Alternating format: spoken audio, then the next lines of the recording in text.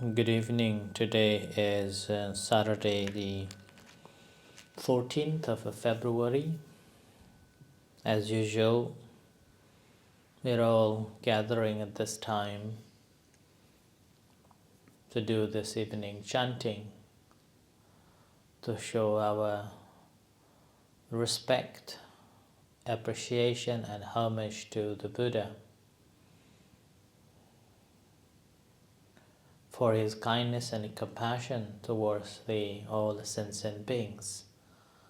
And we are very fortunate to have this opportunity to learn and practice his teachings.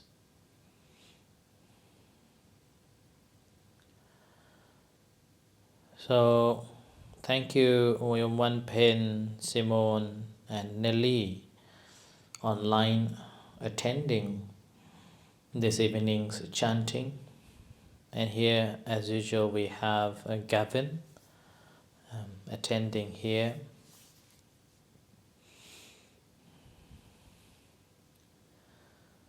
So this is our regular evening chanting.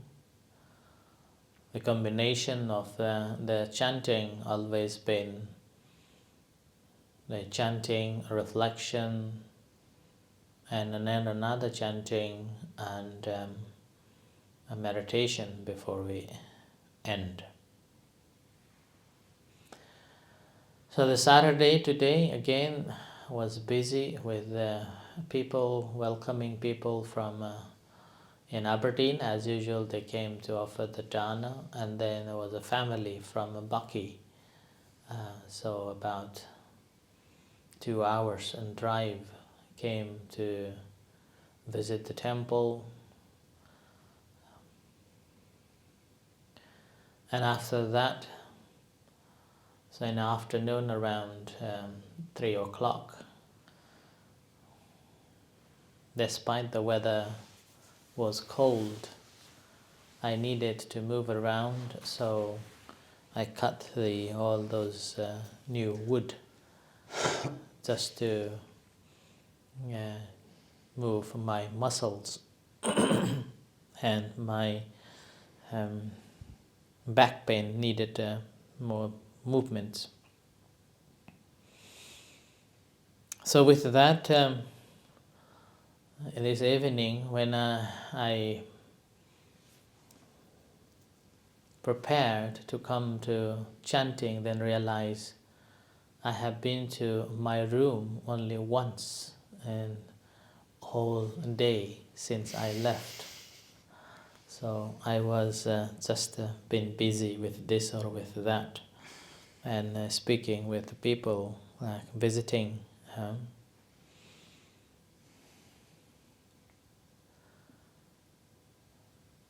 The temple, our temple, seems very remote, secluded, and conducive for the practice, study and a practice, which is the perception that normally people have. But somehow, since people know that this is a temple, people always tend to visit and wanted to see monks or discuss, sometimes not related to the Dhamma or even their own problem. They just wanted to come and spend time with monks.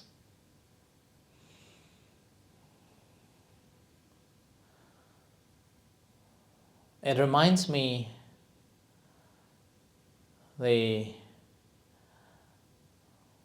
some of the suttas that explains that monks should be rejoice in living a seclusion, and living in a seclusion often will have more chance and more time to practice in accordance with what we have learned. And this must be the case. Nevertheless, as just a monk living here and taking the responsibilities often have to speak with other people, whether they're visiting or even nowadays using a mobile phone to contact, or social media to contact different peoples.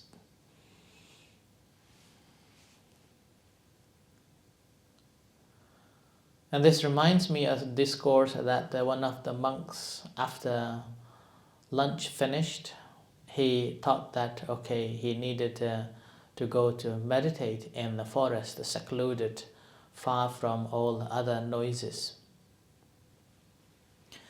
But as soon as he arrived in that forest, which is very secluded, then that moment, rather than he rejoice and practice a meditation, he began to think of the busy life. A life that wanting to meet this person, meet that person, or entertaining with these people, that people. He could not meditate. His mind was always mingled in his mind, mingling with other people. So he thought of leaving that secluded place to go and meet with the family members. Having heard or having seen his intention to move away from the secluded place, the story goes on saying that the celestial beings or the invisible beings, those who are residing around in that area,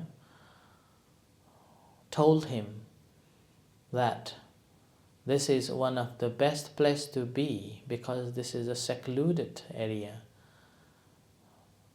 You should not indulge yourself of associating with household people and thinking of going to see them. Having done so, you will lose the path of the practice and leading to the liberation. You have given up the household life to become the disciple of the Buddha, and you should be rejoicing in a seclusion and a practice attentively towards the liberation. When he heard this invisible being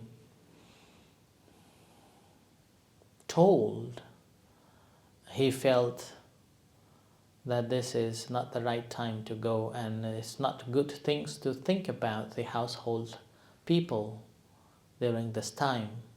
I should be focusing on the practice so that I can be closer to the liberation.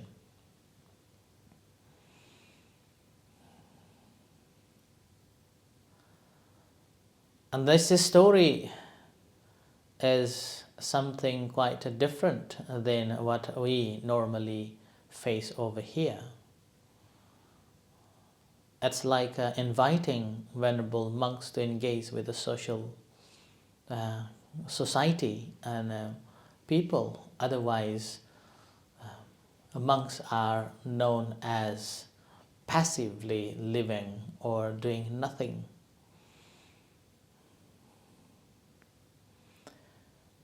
And which is very different. And nowadays, even if someone just meditating, people began to think that he is not doing anything. And that's simply because nowadays, particularly in the West, we put everything in value. How much, what I'm going to get. After doing this, what I'm going to get. After giving this much, what will be. So we put everything value in it. Which is the reason why even when we offer mindfulness meditations, it's free. As being free, they do not see it any valuable.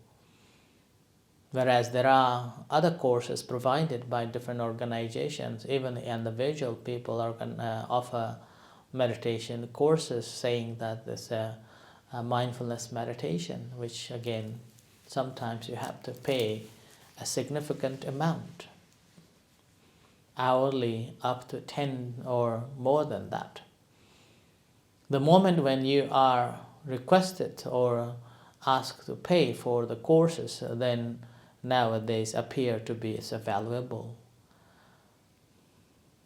which is completely different. Which is the reason why it's very difficult that living in the West is something very different.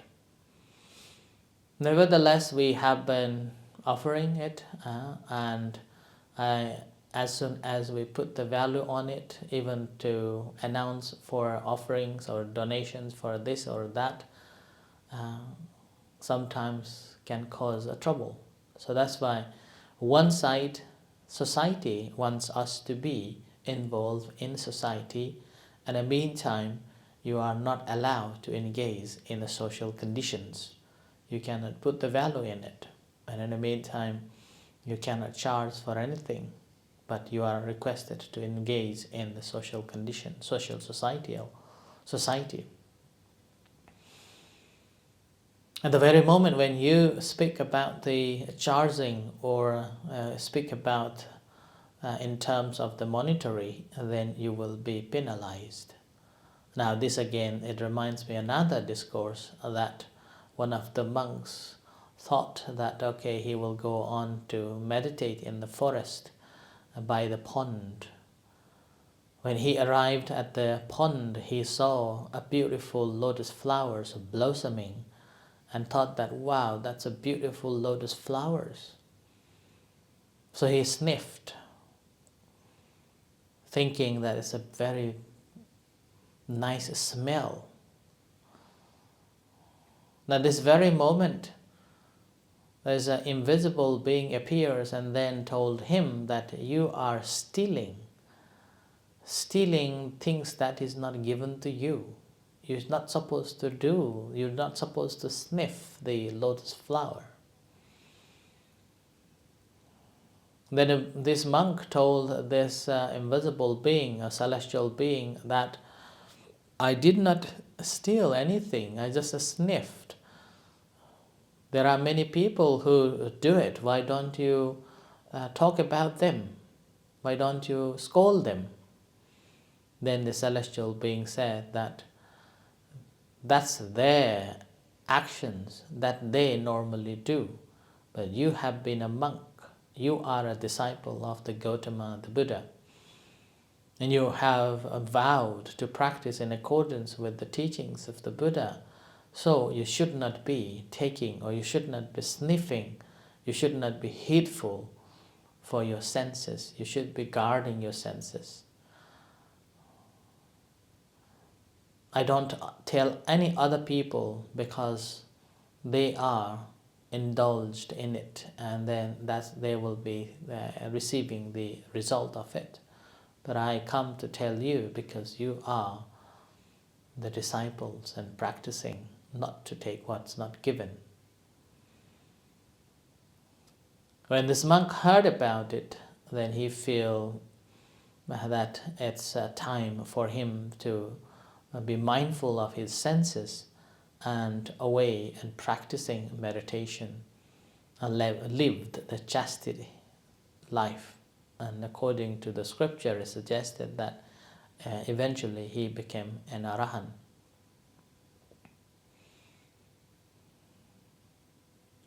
So this story actually very closely related to the current society that monks are living. You are requested to engage, but you are not requested to do as the general public are doing. So got to be very mindful, even to wear certain robes, certain clothes, like in Walk for Peace. This morning I was listening, and one of the monks said that in the past we could wear different clothes during the different seasons and maybe able to walk around. Despite being a monk, we can walk around with the different layers of jackets. But now monks are visible and everybody know about the monks. We monks got to be more mindful whatever we are doing in entire America. I like that. So it's very interesting subject that once we become a monk, we become a public property, and we have to respect the public as much as possible, sharing the kindness and compassion towards them. Oftentimes we may have the thought that I have this amount of money in my bank, or I have this house and that house, or I can go back to my family homes. Why should I bear others' humiliation or others' question or others' suspicion about my conduct, my action? Then it's very easy that we could give up and spend life like normal people. We will face this a lot, not only from the perspective of I have this, I have that, but also in a perspective that you're still young, you're capable, you're knowledgeable. Why are you staying in this solitude or in this monastery rather than waiting for somebody to feed you, rather than you go out and work?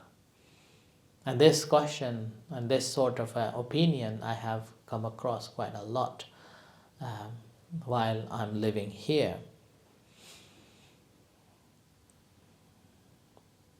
Those who have asked or share this type of opinion simply because they don't know that how much work that venerable monks are doing for the community, not only for themselves but for the community.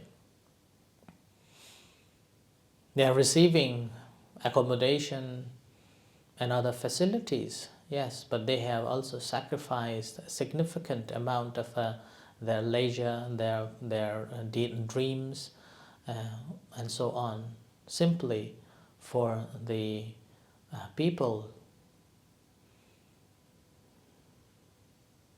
serving people, helping people with a kindness and compassion, with a great empathy towards all beings.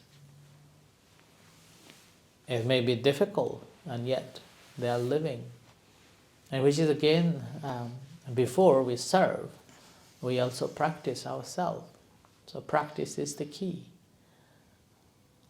And the more we practice, the more we try to live in accordance with the Dhamma, then our speech, our action purifies. Rather than seeing faults on others, we see that they are so,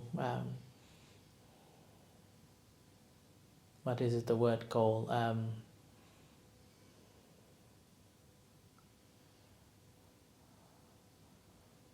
Unfortunate that they are behaving in that way.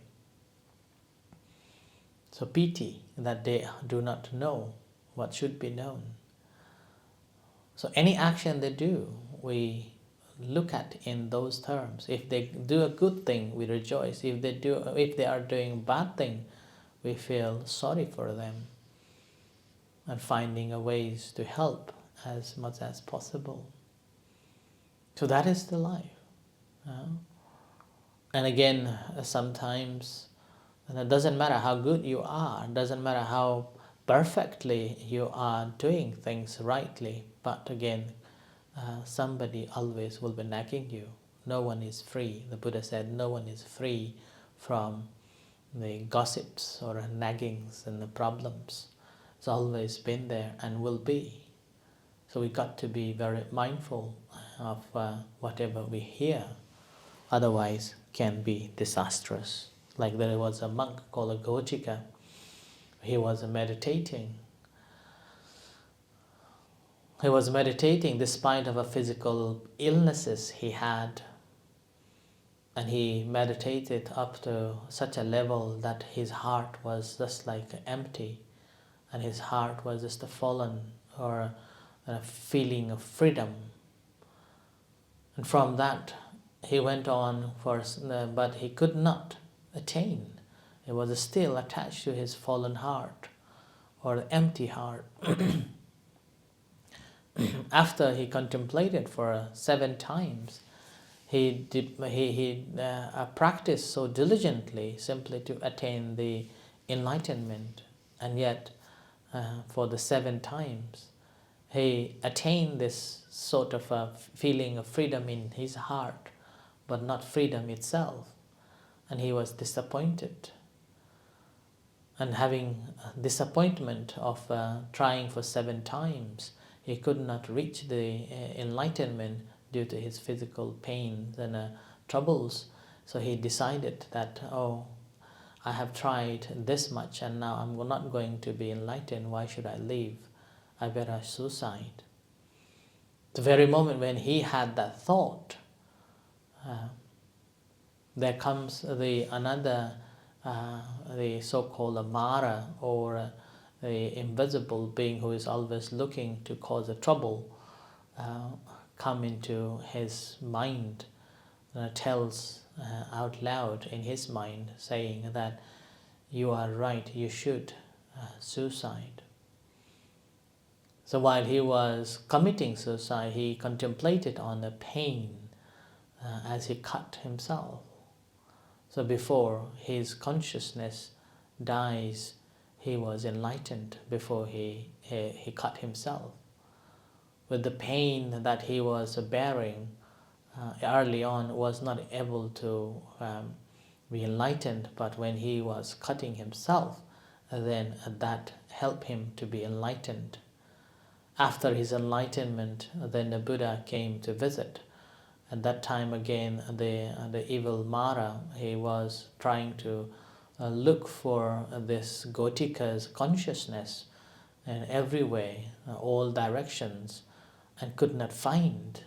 Then he came to the Buddha that I have been looking his consciousness, where is consciousness gone? Then the Buddha said that his consciousness you cannot find because he is liberated. There is no consciousness left. Having heard that, the evil, the Mara, was very unhappy and disappeared. Then the Buddha told other monks that you may have to face with many difficulties, you may have to face with severe pains, but if your mind is concentrated and in the wholesome intention, there is a possibility you will be enlightened like the Gotika, like that. So this story again reflects that whenever we come across with the different faiths, different gossips or stories we may heard, we got to be very mindful and not swayed by it. We contemplate our task and not giving up, not giving up. Like a Gotika, he tried for 7 times and he could not attain the enlightenment. But at the end, he was able to attain the enlightenment. And that enlightenment again, so if he didn't have that thought of giving up, and if the evil Mara hadn't been encouraged him to kill himself, he would not have killed by himself. Similarly, when we become a monk, or when we are a monk, we will come across with these difficulties. At that time, we have to be very mindful of our thoughts as well as whatever people are saying. We should not be, we should not take account as long as if that is not healthy or beneficial. And this is how we got to be mindful in the community that we are living, particularly here in Aberdeen. Our center is secluded, yet we come across with so many different groups of people. And then it appeared to be very secluded and conducive for the meditation. And meantime, we are always demanded to engage with the society. And when we come to engage with the society, there will be ups and downs, there will be positive and negative things arises from the different people, because different people have different needs and different thoughts and different perceptions about the monks and the work. In those cases, we got to be more kindness and compassionate towards them, and in the meantime not taking on board and not taking ourselves, giving our monkhood up as much as possible.